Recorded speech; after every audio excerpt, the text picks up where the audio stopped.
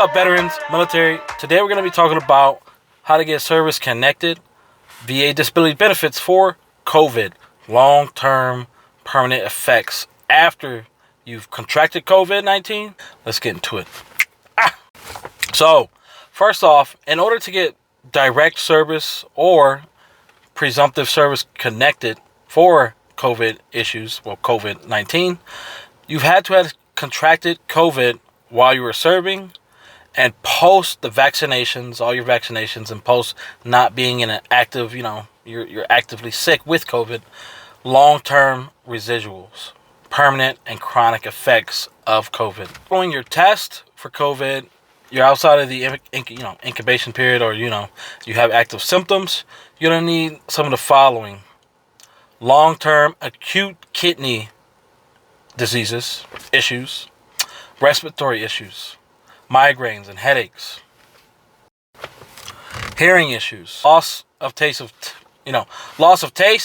as well as neurological issues and mental health issues such as depression and or anxiety, etc.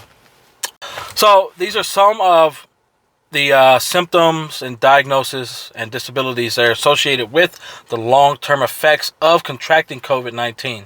This is what the VA is looking for. On top of this, they need well-documented medical evidence showing the direct correlation or causation of COVID-19, you contracting it, post-vaccination, and then disabilities in which you've inquired. All right, so following this, permanent residuals of contracting COVID-19 need to be current, chronic, present, and you need to have well-documented medical evidence that shows the causation of contracting COVID-19 and these secondary disabilities. They won't be secondary to COVID, but you can utilize contracting COVID as the intermediate step in getting service connected on a direct or a presumptive basis on the symptoms that I've listed, as well as a whole host of others that only applies to specific populations of individuals.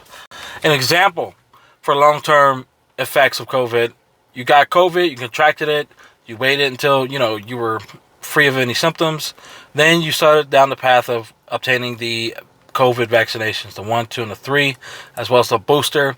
And past this, when you're not having you're not actively sick, or you're not inside of the period of having within the shots, then if you're having unexplained migraines and they're lasting 2-3 times a week, you're definitely not experiencing any signs and symptoms of COVID, but yet you're having migraines. Migraines are one of the associated symptoms with having COVID, as well as obtaining the COVID vaccination. So you would definitely need to have complaints to your medical provider. Go, VA medical, whatever the fuck. If you didn't complain about it while you were active duty and you had COVID, you got the vaccinations. Now that you're out, you're noticing long-term effects. You never had migraines prior to getting COVID or prior to having the vaccination, yet you're still getting migraines. You're having respiratory issues, possibly in your lungs. You're having kidney issues. You're having, depression, anxiety, stuff of this nature.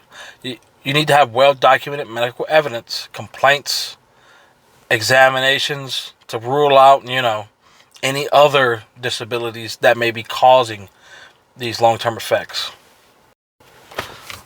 Well-documented. They're just like throwing things at the wall, hoping they stick.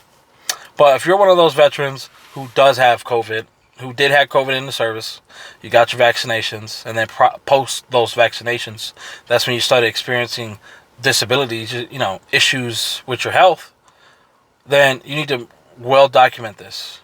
Complain to your doctor.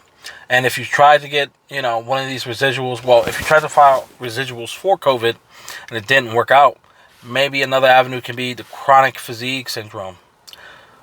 That could be a possibility. You would definitely need to be evaluated, diagnosed, and still have medical evidence to support a veteran served in the military. You can connect it to COVID as well, as long as the medical evidence supports.